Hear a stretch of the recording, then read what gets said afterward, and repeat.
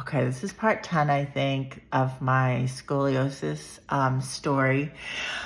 I'm Jen Lupo. I've never really talked about my scoliosis story in detail. It's pretty awesome. It was dark at certain days, I'm not gonna lie. Um, but this is where I was at. I went through braces, I went through electrodes, I went through corrective surgery. I had two 22-inch metal rods bolted to my spine with a 7-inch fusion in 1989 when I was around 12 years old, and I'm 48 now. So when I was in the hospital, I was just going to say a pro tip is make your hospital room not a recovery space, but make it a safe space, okay? Nowadays, you can just bring your friends, your friends can come in, or your students can go in with their parents if you're young, or aunties can go in if you have an auntie, or if you have like a best friend, or whoever it is, go visit. But go visit for like a half an hour. And even if the drive is so long and there's traffic and there's the parking in Boston where I had my surgery at Boston Children's Floating Hospital at the time, was the traffic was insane. It's Boston, it's a city. I get it. But that half-hour visit or that hour visit talking about your life, funny things, bring some material, because we don't want to talk about what's going on with us, okay? We want that space to motivate us. We want the posters, we want the visits, sneak in some real food. Just saying, I wasn't opposed to a cannoli from Modern Pastry in Boston. I wasn't opposed to that. After what I had gone through, a cannoli was not going to kill me, okay?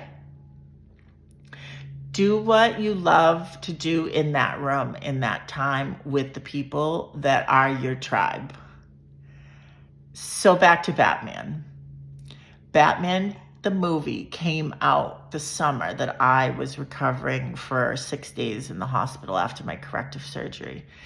And all my friends were going to the movies, and I was like, you guys are gonna have so much fun. I'm so excited for you. I truly was so excited about Batman.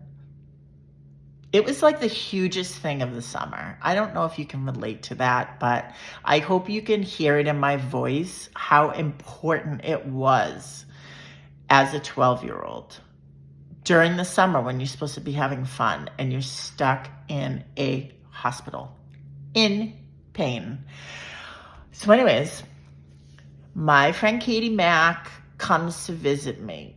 I don't even remember how she got there. I don't remember seeing her mom. I don't know if my mom brought her and picked her up and my dad drove her home. They were making it happen. So Katie Mack shows up at the hospital. She's my best friend since I was 5 years old. She is like a sister to me since I was 5. She comes in, you could tell she was like nervous, because kids sometimes don't know what to do in hospitals. But I was so funny. I was a funny kid. I think it was a defense mechanism with all of the ugly duckling crap I had going on. I would just crack jokes. I was like that funny girl. I was charismatic. I was really lucky that I didn't go the other way and just hibernate. So Katie Mack walks in. We immediately are jibber jabbering about Batman. Like, how was the movie theater? Who went? How was Batman? What happened? The technology of the filmmaking for Batman was new. I wanted to know every detail. So we're gabbing about Batman, the movie, and Excuse me. Excuse me again. Katie Mack busts out with a Batman t-shirt that she bought for me while she was buying her t-shirt that they were selling in the area. And she brought a poster with all of our classmates' names and beautiful, positive, funny comments on it. And that shit was taped up on the wall. It was like 6 feet long. It was taped up on the wall. I'll never forget it. Right up there. And you really need to know that that's the pro tip, is all of that stuff. I didn't know it at the time. Well, I knew it, but now I really know it.